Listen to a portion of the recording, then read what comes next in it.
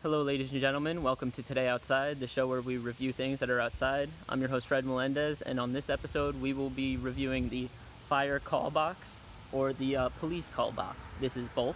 You can have either or. Sometimes there are one on each side.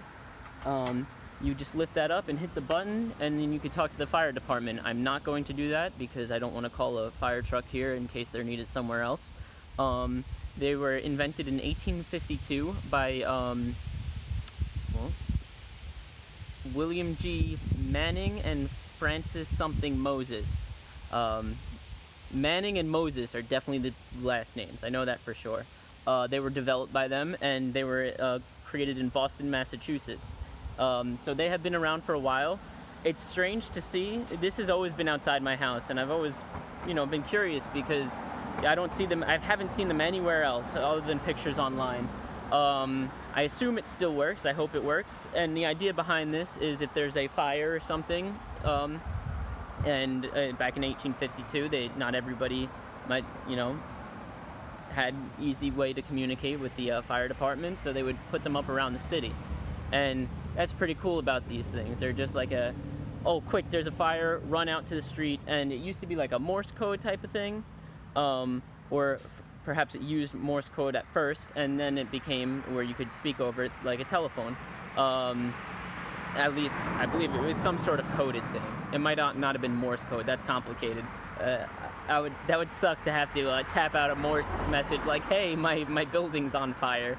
It might burn down by that point. But anyway, you open it up, hit the button, and you talk to the operator.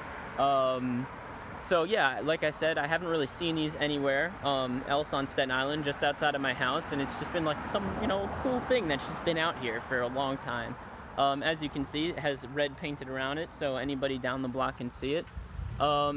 It's strange because we're like right next to woods, and then I guess because it's a corner, that's a good spot, and you always know it's there. So I was reading something, and in 2011, I think it was 2011, the 911 systems were down in Boston, and somebody used one of these from 1852, and it still worked, and they managed to call the fire department to the fire. So they're extremely robust. These things, very great. It's not like a cell phone, you drop it or something. Once it's in there and it's set up, as long as it's built properly and sturdy, it's not going anywhere, and it can work 200 years later. And that's super impressive. Nowadays, it's not totally necessary. It's kind of a little derelict if you think about it. Everybody's got a cell phone. You run to your neighbor's house, and if your house is on fire, hopefully your neighbor's out there. It's good to have. It's a good last case thing, and it's a good talking point. But they're a little bit aged. They're still cool though, and the fact that they're so robust.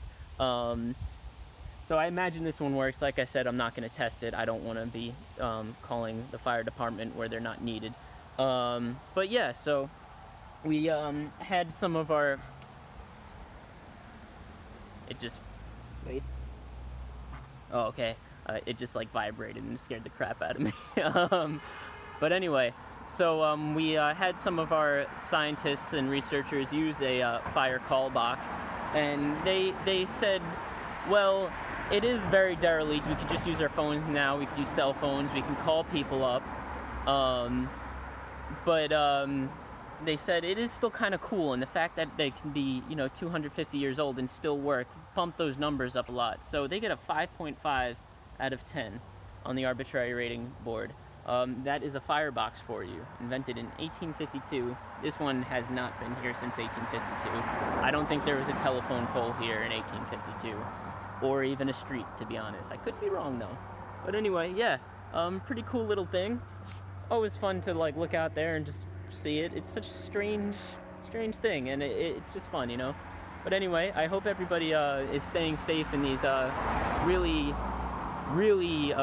messed up times. I just want to give a shout out to everybody who's out there peacefully protesting, and understanding that not everything is in black and white, and of course there are bad people everywhere, but there are also good people who are there to help you. So just just be aware of your surroundings. If you think that things are starting to get dangerous and maybe there's some people trying to stir up some violence, just leave the area. You don't want to be in that situation. And the same goes for if you see, the police starting to get a little rowdy, as we've seen both sides have been getting a little aggressive. Spread your message, protest, do what you got to do to spread the right thing, to spread justice, but be safe. Don't do anything stupid. Don't do anything that's going to start violence. Violence, it will never help anybody get a point across. It will destroy you. So just be safe. And, we're all in this together. We're all Americans, and we will see this through. And we will come out for the better. This country will become better as long as we respect each other and treat each other, with the way you want to be treated. And you have to be able to give and take. You have to be able to understand people, and just be safe, please, everybody. Well, anyway, that's Today Outside. I hope you enjoyed this episode, and tune in tomorrow for some more awesome reviews of things that happen to be outside. Have a great night. Bye.